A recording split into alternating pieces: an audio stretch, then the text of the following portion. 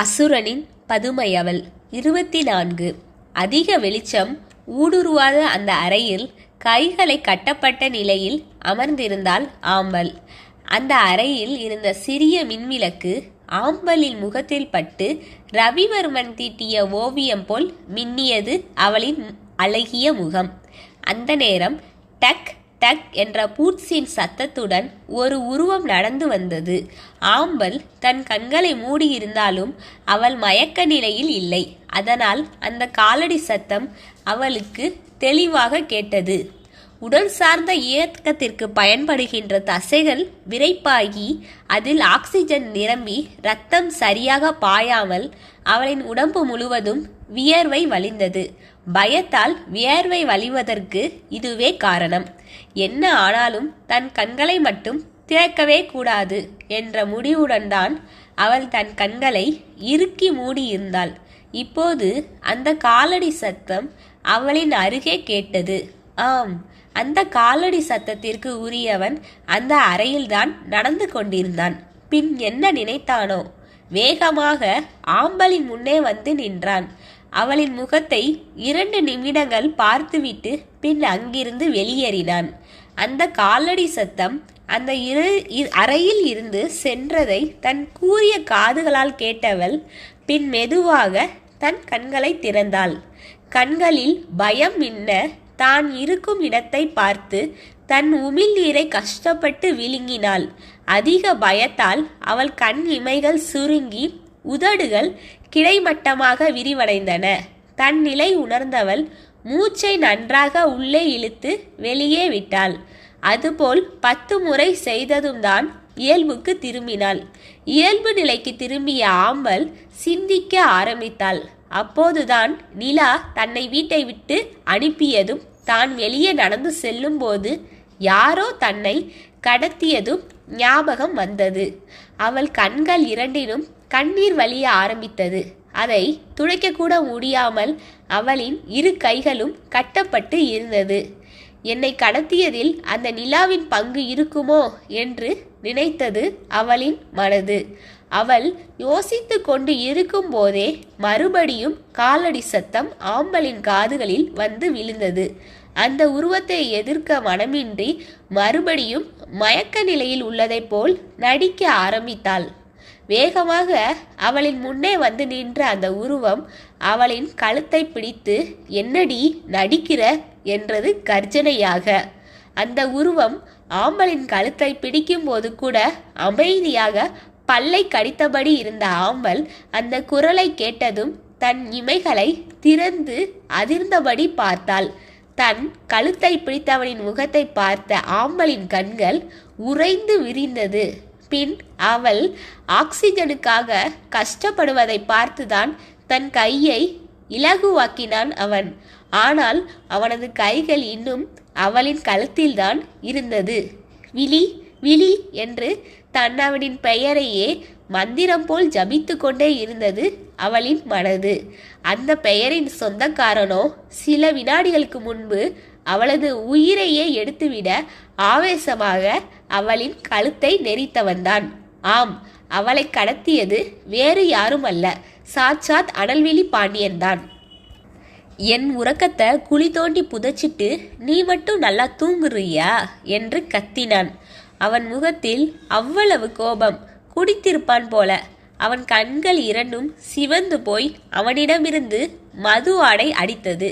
இல்ல என்று பேச்சு வராமல் திணறிய அவளின் கழுத்தை மறுபடியும் பற்ற போனவன் பின்பு என்ன நினைத்தானோ, கைகளை அவளின் மீதிருந்து எடுத்து, நிஜமாவே தூங்குறியா இல்ல தூங்குறது போல நடிக்கிறியா என்றான் கண்களை கூர்மையாக வைத்து கொண்டு. அதற்கு அவளிடம் எந்த ஒரு பதிலும் இல்லை. அவள் பதில் சொல்லக்கூடாது என்று நினைக்கவில்லை. அதிக பயத்தினால் வார்த்தைகள் அவளுக்கு வெளிவர மறுத்தன. அவளின் மேல் அன்னத்தை பிடித்து தன்னை நோக்கி நிமிர்த்தியவன், அது எப்படி, செய்யறது எல்லாத்தையும் செஞ்சிட்டு ஒன்றும் தெரியாத போல முகத்தை வச்சிக்கிற என்று பல்லை கடித்தபடி கேட்டவன் மனதில் அதிக கோபம். அவனும் இன்று காலை செய்தித்தாளில் வந்திருந்த செய்தியை வரும் வழியில் பார்த்திருந்தான். அப்போதுதான் அவனுக்கு உண்மையே தெரிய ஆரம்பித்தது. சிவா, அழகி மற்றும் ஆம்பல் மூவரும் சேர்ந்து தன்னை முட்டாளாக்கிவிட்டனர் என்றே நினைத்தான். ஆனால் இதில் ஆம்பலின் பக்கம் இருக்கும் நியாயத்தை அவன் சிறிதும் யோசிக்கவில்லை. அவள் அவனை பாதுகாக்க அணைத்தது கூட அவனுக்கு தவறாகவே பட்டது. அவன் சிறிது நேரம் யோசித்து பார்த்தால் கூட ஆம்பலின் பக்கம் உள்ள நியாயம் அவனுக்கு தெரிய வந்திருக்கும். ஆனால் அவளின் மேல் உள்ள அதிக கோபம் அவள் பக்கம் இருக்கும் நியாயத்தை ஆராய விடவில்லை. அனல்விழி கணித்தது என்றும் பொய்யாகியது இல்லை. ஆனால் இப்போது அவன் கணிப்பது அனைத்தும் தவறுதான். அதை காலம் அவனுக்கு உணர்த்தியதா இல்லையா என்பதை பொறுத்திருந்துதான் பார்க்க வேண்டும். அவள் கண்களையே பார்த்து கொண்டிருந்தவன் அது தன் காந்த சக்தியால் அவனை ஈர்ப்பதை பார்த்து அதிக கோபம் கொண்டான். அந்த கோபமும் ஆம்பல் பக்கமே திரும்பியது. அவன் முகமாற்றத்தை உணர்ந்து கொண்டவள், என் மீது உங்களுக்கு இப்போதும் காதல் இருக்கு விழி, அது எனக்கு நல்லாவே தெரியுது என்றாள் ஏக்கமாக. இப்போதுதான் அந்த பதுமைக்கு உயிர் வந்தது போல.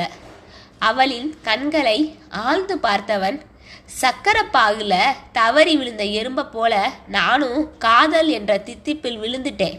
அதில் விழுந்தவுடன் தான் எனக்கு தெரிஞ்சது அதிகமாக காதலித்த விஷயமே யமனா மாறி போனதுன்னு. நீ ஒரு மோகினி, எப்போதும் உன்னை நோக்கியே என்னை ஈர்க்கிற. ஆனால் மறுபடியும் சக்கரப்பாகுல விழ நான் எறும்பு கிடையாது என்று அதுவரை மெதுவாக பேசியவன் திடீரென்று, நான் அனல்விழி பாண்டியன், என் மனதை நொறுக்கிய உன்னை நான் அணு அணுவா சாகும் வரைக்கும் தண்டிப்பேன் என்று அரக்கத்தனமாக பேசினான். அவன் பேசிக்கொண்டு இருக்கும்போதே தன் ஒரு கையின் கட்டுகளை கடினப்பட்டு கலட்டியிருந்தாள் ஆம்பல். உணர்ச்சிகரமாக பேசிக்கொண்டு இருந்தவன் பார்வை அப்போதுதான் அவள் கையில் நிலை பெற்றது. கைக்கட்டை அவிழ்த்தாலும் என் சிறையில் இருந்து உன்னால் தப்ப முடியாது. நீ சாகும் வரை என் கையில் ஒரு பதுமை போல் கட்டுண்டு கிடப்ப என்று ஆணவமாக பேசினான். நீங்கள் நினைப்பது நிச்சயம் நடக்காது விழி. ஏன்னா உங்களை என் காதலால் மாற்றுவேன். அப்படியும் நீங்கள் மாறவில்லைன்னா நான் கவலைப்பட மாட்டேன். நான் செய்த தவறுக்கு இறுதி வரை உங்களின் தண்டனையை ஏற்பேன் விழி என்று நினைத்து கொண்டாள் விரக்தியாக. அவளின் இன்னொரு கைக்கட்டையும் தானே அவிழ்த்து விட்டவன், என்னடி யோசனை பண்ற? இவனை மறுபடியும் காதல் என்ற மாயை பயன்படுத்தி சுலபமாக ஏமாத்திரலான்னு நினைக்கிறியா என்றான் ரௌத்திரத்துடன். இல்லவிழி, நான் செய்த தவறுக்கு காலம் முழுவதும் உங்களுக்கு பதுமையா இருக்க முடிவெடுத்துட்டேன் என்றதும் அந்த வீடே அதிரும்படி சிரிக்க ஆரம்பித்தான் அனல்விழி என்ற அரக்கன். அப்படி என்னதான் மன்னிக்க முடியாத தவறை ஆம்பல் செய்துவிட்டாள்? அனல்விழி ஆம்பலை வெறுக்க காரணம் என்ன என்பது அவர்களை தவிர யாருக்கும் தெரியாது. அதில் சிவா மட்டும் விதிவிலக்கு. ஆனால் இப்போது சிவாவின் மூலம் அழகிக்கும் அந்த விஷயம் தெரிய வந்திருந்தது. அதனால் அவர்கள் இருவரும் சேர்ந்து இவர்கள் இருவரையும் சேர்த்து வைக்க வெகுவாக போராடி கொண்டு இருக்கின்றனர். இருக்கையில் அமர்ந்திருந்தவள் கையை வெடுக்கென்று பிடித்து எழுப்பிய விழி அந்த அறையில் இருந்த கட்டிலில் சென்று அவளை தள்ளிவிட்டான். அவன் தள்ளியதில் நிலை தடுமாறியவள் கட்டிலில் சென்று விழுந்தாள். பின் மெதுவாக தன் மேல் சட்டையை கலட்டி தூக்கி எறிந்தவன் அவள் மீது படர்ந்தான். ஆம்பலின் கண்கள் அதிர்ந்து விட்டது. என்ன பார்க்குற? நீதான காலம் முழுவதும் என் கூட பதுமை மாதிரியே இருக்கேன்னு சொன்ன, அதோட முதல் படியை நானே ஆரம்பித்து வைக்கிறேன் என்றவன் கைகள் அவள் இடுப்பை பற்றியது. இல்ல வேண்டாம் மிலி என்றவள் உதடுகள் தத்தி அடித்தன. இது ஒன்றும் நமக்கு புதுசு இல்லையே என்றவன் மேலும் முன்னேறினான். வேண்டாம் மிலி, அப்போ நமக்குள்ள காதல் இருந்துச்சு, ஆனா இப்ப நமக்குள்ள என்று அவள் கூறி முடிக்கவில்லை. பெண்ணவளின் இதழ்களை தன் இதழ்களால் சிறை செய்திருந்தான். பெண்ணவளின் இதழ்கள் ஆடவனின் இதழ்களால் வேதனை அடைந்தன. பின் மூச்சு பற்றாக்குறை ஏற்பட்டவுடன் தான் அவளை விடுவித்தான். அவன் முன்னேறுவதை தடுத்து கொண்டிருந்த ஆம்பல் இப்போது தன் கண்களை மூடியபடி இருந்தாள். அவன் ஒற்றை முத்தத்தில் மொத்தமாக தொலைந்திருந்தாள் பெண்ணவள். அனல்விழி கண்களில் இருந்த தீப்பொறி காட்டு தீயாக மாறி அவளின் உடலை எரிக்க முயற்சி கொண்டிருந்தது. ஆனால் தன்னை கட்டுப்படுத்தியவன் வேகமாக அவளின் மேல் இருந்து எழுந்தான். அவளின் மௌன நிலையை பார்த்து ஏளனமாக சிரிக்க ஆரம்பித்தான். உன் நடிப்பு வெளிப்பட்டுருச்சு ஆம்பல். நல்லவள் போல் இதெல்லாம் வேண்டாம்னு நடிச்சிட்டு இப்போது நீயே என்கிட்ட மாட்டிக்கிட்ட பார் என்றவன் அவளின் முகம் நோக்கி குனிந்து, இப்ப நான் சொல்றத உன் மூளையில நல்லா வாங்கிக்கோ. இனி நீ என்ன திட்டம் தீட்டினாலும் என் காதல் உனக்கு திரும்ப கிடைக்காது. நான் நிலாவை தான் திருமணம் செய்து கொள்ள போறேன். அவளுக்கு உறுதியும் கொடுத்துட்டேன். அதுக்காக அவளுக்கு துரோகம் செஞ்சுட்டு உன் கூட பொழுதை கழிப்பேன்னு கனவிலும் எண்ணாத என்றவன் தன் சட்டையை போட்டு கொண்டான். மெதுவாக கட்டிலில் இருந்து எழுந்தவள் தன் துப்பட்டாவை சரி செய்துவிட்டு, உங்களால் அது முடியாது விழி, எனக்கு தெரியும் என்றாள் உறுதியாக. தன் இதழை ஒரு பக்கமாக வளைத்து சிரித்தவன், டிராமா செஞ்சு பத்திரிகையாளர்கள் முன்பு என் மனைவி என்ற அந்தஸ்தை பெற்றுவிட்டதாக நினைக்கிறியா ஆம்பல்? ஆனா அதெல்லாம் வீண்தான். ஏன்னா சட்டத்தை பொறுத்தவரை நமக்கு இன்னும் திருமணம் ஆகல என்றதும் தான் ஆம்பலுக்கு அந்த ஞாபகமே வந்தது. நான் சொன்னா கண்டிப்பா அதை செய்வேன், உனக்கும் அது நல்லாவே தெரியும் என்று சொல்லிவிட்டு வெளியேறினான் அவன். தொப்பென்று அந்த கட்டிலில் அமர்ந்து விட்டவளுக்கு தலை வலிக்க ஆரம்பித்தது.